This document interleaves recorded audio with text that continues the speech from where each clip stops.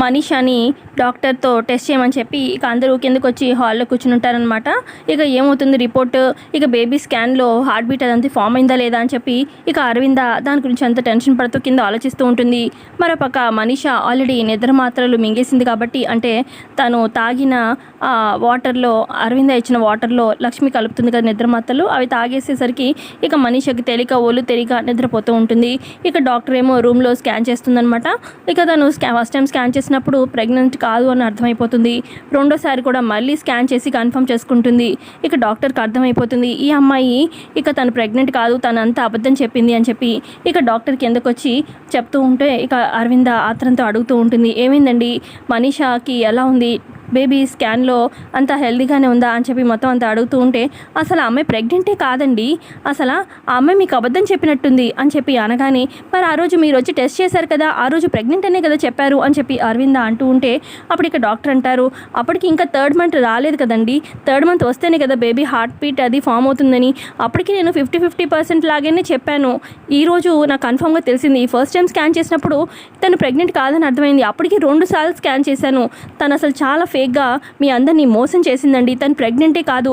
అసలు తనకి ఇప్పుడు దాకా ఫిజికల్ కాంటాక్టే అవ్వలేదు, మీ అబ్బాయితో తన ప్రెగ్నెన్సీ వచ్చిందని చెప్పింది, కానీ లేదండి తనకి ఇప్పుడు దాకా ఎటువంటి ఫిజికల్ కాంటాక్ట్ ఎవరితో అవ్వలేదు కాబట్టి తను మోసం చేసింది, తను ఎవరి వల్ల ప్రెగ్నెంట్ కాదు అని చెప్పి ఇక డాక్టర్ అక్కడి నుంచి వెళ్ళిపోగానే ఇక అరవింద చాలా షాక్ అయిపోతుంది. ఇక అక్కడున్న వివేక్ చెప్తాడు, మామ్ పెద్దమ్మ నీకు ఆల్రెడీ చెప్పాను కదా, వదిన చెప్పినట్టుగానే అన్నయ్య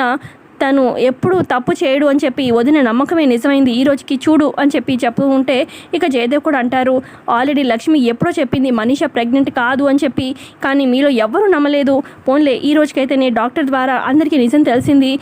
మనీషా ఎటువంటిది ఎలాంటిది అని చెప్పి జయదేవ్ అంటూ ఉంటారు. మరోపక్క ఇక అనుకుంటూ ఉంటుంది దేవ్యాని మనసులో, అయిపోయింది ఇక అరవిందక్క చేతిలో మనీషా పని అయిపోయింది, ఈరోజు మనీషా అవుట్, ఇంకేం చేయలేము, ఎవరు ఆపలేరు ఇంట్లో ఉండడానికి మనీషాని అని చెప్పి అనుకుంటూ ఉంటుంది దేవ్యాని కూడా. ఆ తర్వాత కాసేపు అయ్యాక ఇక మనీషాకి మెలకు వస్తుందనమాట. ఇక మనీషాకి అర్థమైపోతుంది, డాక్టర్ స్కాన్ చేసి మరి మేబీ